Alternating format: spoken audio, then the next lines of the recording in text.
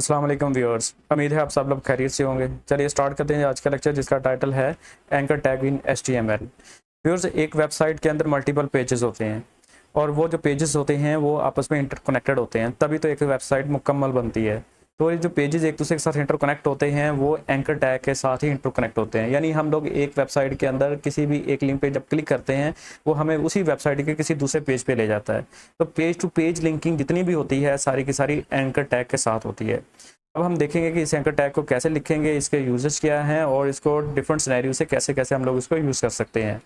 तो anchor tag को use करने के लिए आप लोगों ने ये ऐसे एंकर का टैग यूज़ करना है और यहाँ पे आप लोगों ने लिंक का नेम मेंशन करना है, यानी उसकी कैप्शन मेंशन करनी है।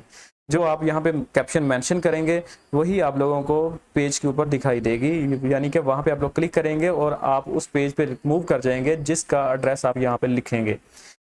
अब हम उस पेज का नाम लिखेंगे यहाँ पे, जहाँ पे हम लोग बेसिकली इस लिंक पे क्लिक करने पे मूव करना चाहते हैं। फॉर एग्जांपल मेरे पास डिफरेंट HTML की फाइल्स पड़ी हुई हैं और उस फाइल में से किसी एक को मैं चूज़ कर लेता हूँ यहाँ से।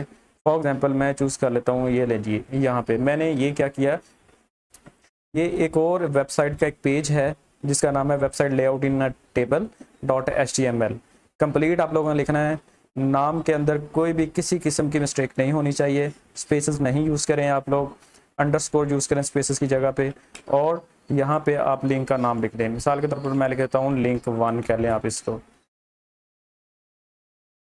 अब हम इसके आउटपुट चेक करेंगे। आउटपुट के लिए देखिए हमारे सामने आ चुका है लिंक 1। अब जैसे ही मैं यहाँ पे क्लिक करूँगा और वो मुझे इस पेज के ऊपर ले जाएगा, HTML का ये मैंने दूसरा जो पेज बनाया हुआ है इसके ऊपर मुझे मूव करवा देगा। तो लेट्स चेक, यहाँ पे क्लिक किया तो ये देखिए एक दूसरा पेज है वो मुझे वहाँ पे मूव करवा के लेकर गया। अब हम यहाँ से वापस जाना चाहते हैं अगर, ठीक है, चूंकि यहाँ पे मैंने बैकलिंक नहीं लगाया हुआ है, तो अगर इस पेज के ऊपर अगर मैं बैकलिंक लगा दूंगा तो वो मुझे उसी पेज पे ले जाएगा जहाँ से मैं इस पेज पे मूव हुआ हूँ। तो चूंकि बैकलिंक नहीं है इसलिए हम लोग ब्राउजर के फीचर को यूज़ करेंगे बैक के बटन को, तो हम लोग उसी पेज पे वापस चले जाएंगे। तो व्यूअर्स, ये एक सिंपल सिनेरियो है जिस तरह से हम लोग इसको यूज़ कर सकते हैं। एक और एट्रीब्यूट इसका हम लोग यूज़ करेंगे, उसका नाम है जी टाइटल।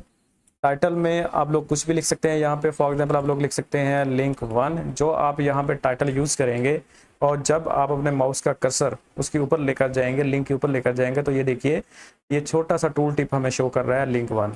यानी ये टाइटल हमारी हेल्प करता है कि आप लोगों को बताता है कि आप इसके बाद आप कहाँ मूव हो सकते हैं, कि दिस इज टेस्ट टाइटल, कुछ भी लिख लें आप लोग यहाँ पे। तो देखिए व्यूअर्स, जैसे ही मैं यहाँ पे माउस ओवर करूँगा, माउस लेकर जाऊँगा तो नीचे लिखा आ जाएगा this is a test title. Viewers, ये तो है इसका सिंपल सिनेरियो, और हम इसको कैसे यूज़ कर सकते हैं वो भी मैं आप लोगों को बता देता हूँ। इसको और यूज़ करने का दूसरा तरीका ये है कि मिसाल के तौर पर मैं इसको किसी इमेज के साथ यूज़ करना चाहता हूँ। उसके लिए आप लोग लिंक लगाएंगे इमेज का, IMG लिखूँगा मैं यहाँ पे। इसके बाद यहाँ पे हम लोग उस इमेज का कंप्लीट नेम विद एक्सटेंशन लिख देंगे और हम कोई अपनी फाइल में से यानी कि वो वाली इमेज सेलेक्ट कर लेते हैं। और ये मेरे पास काफ़ी सारी ये फाइल्स आ रही हैं, लेकिन कुछ HTML की फाइल्स हैं, हमें इसमें से PNG या फिर JPG कुछ इस तरह की फाइल चाहिए। तो ये देखिए मेरे पास एक ये वाली PNG फाइल पड़ी हुई है, एक ये वाली PNG फाइल पड़ी हुई है।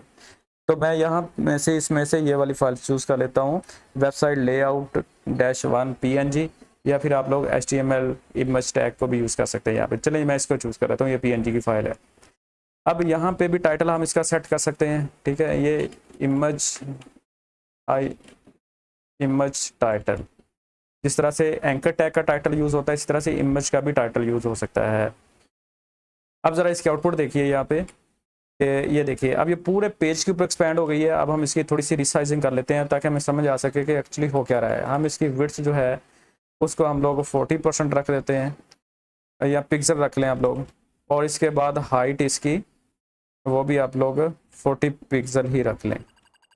अब ये रिसाइजिंग हो चुकी है इसकी। अब हम इसको रिफ्रेश किया, ये देखिए ये हमारे सामने एक इमेज आ चुकी है। और ये इमेज हम लोगों ने कैसे लगाई है, पहले हम लोगों ने एंकर टैग लगाया, एंकर टैग के अंदर हम लोगों ने इमेज लगाई है। इससे क्या होगा कि हमें एंकर टैग नहीं दिखाई देगा, हम इस इमेज पे जैसे ही क्लिक करेंगे तो हमें दूसरे वेबसाइट के पेज के ऊपर ले जाएगा। तो लेट्स चेक, ये देखिए आप लोगों ने अक्सर देखा होगा कि डिफरेंट वेबसाइट्स के ऊपर जब भी हम किसी इमेज पे क्लिक करते हैं तो हमें किसी और दूसरी जगह पे रीडायरेक्ट कर देता है।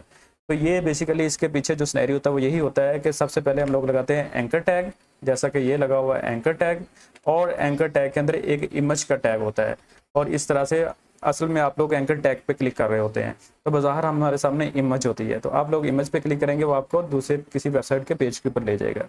इस तरह की जो लिंकिंग होती है इसको हम लोग कह देते हैं इंटरनल लिंकिंग। और कुछ एक और टाइप की लिंकिंग है जिसको हम लोग कह देते हैं जी एक्सटर्नल लिंकिंग। एक्सटर्नल लिंकिंग को कैसे यूज़ किया जाता है कि फॉर एग्जांपल यहाँ पे मैं किसी वेबसाइट का नाम लिख देता हूँ, फॉर एग्जांपल मैं लिख देता हूँ यहाँ पे facebook.com या फिर google.com लिख देते हैं, यानी कि हम लोग अपनी वेबसाइट से किसी और वेबसाइट के लिंक पे मूव हो जाएंगे। इस चीज़ को हम लोग कह देते हैं कि एक्सटर्नल पेज लिंकिंग। और ये देखिए, ये इंटरनल पेज लिंकिंग है, ये एक्सटर्नल पेज लिंकिंग है। तो जैसे मैं यहाँ पे क्लिक करूँगा तो वो मुझे google.com के ऊपर मूव करवा देगा। जब भी हम लोग एक्सटर्नल लिंकिंग करेंगे तो यहाँ पे हमें एक एट्रीब्यूट सेट करना पड़ेगा, उसको बोलते हैं जी टारगेट। ये लें टारगेट। टारगेट हमारे पास टॉप, ब्लैंक, पेरेंट, सेल्फ होते हैं। तो ये इसके यूजेज में ऑलरेडी एक और वीडियो बनाई है हम लोगों ने, इसी प्लेलिस्ट के अंदर मौजूद है। इसके 1 बाय 1 एक के बारे में डिटेल में बताया हुआ है, लेकिन अभी आप लोगों की तब बताता चलूँ यहाँ पे कि सेल्फ का मतलब ये है कि जिस टैब के अंदर ऑलरेडी आप काम कर रहे हैं या ओपन है, तो वो हमारा जो नया लिंक पेज होगा वो उसी टैब में खुल जाएगा, तो उसको बोल देते हैं हम लोग सेल्फ। और जब पेरेंट यूज़ करते हैं, इसका लिंक आई फ्रेम के साथ है, हमारी इस वेबसाइट के अंदर आई फ्रेम यूज़ नहीं हो रहा है, इसलिए पेरेंट काम नहीं करेगा।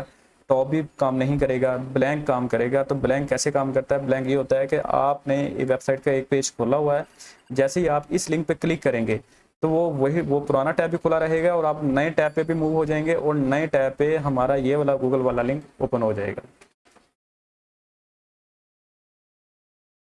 अगर अब हम इसको एग्जीक्यूट करेंगे और देखेंगे कि इसका रिजल्ट क्या आता है जी। तो ये देखिए, ये मेरे पास इंटरनल पेज लिंकिंग है, ये एक्सटर्नल पेज लिंकिंग है। तो जैसे मैं यहाँ पे क्लिक करूँगा तो ये देखिए नया टैब भी ओपन हो गया और ये वेबसाइट गूगल की ओपन हो चुकी है। अगर आप लोगों को वीडियो अच्छी लगी है तो चैनल को लाजमी सब्सक्राइब कीजिए। Thank you very much and अल्लाह हाफिज़।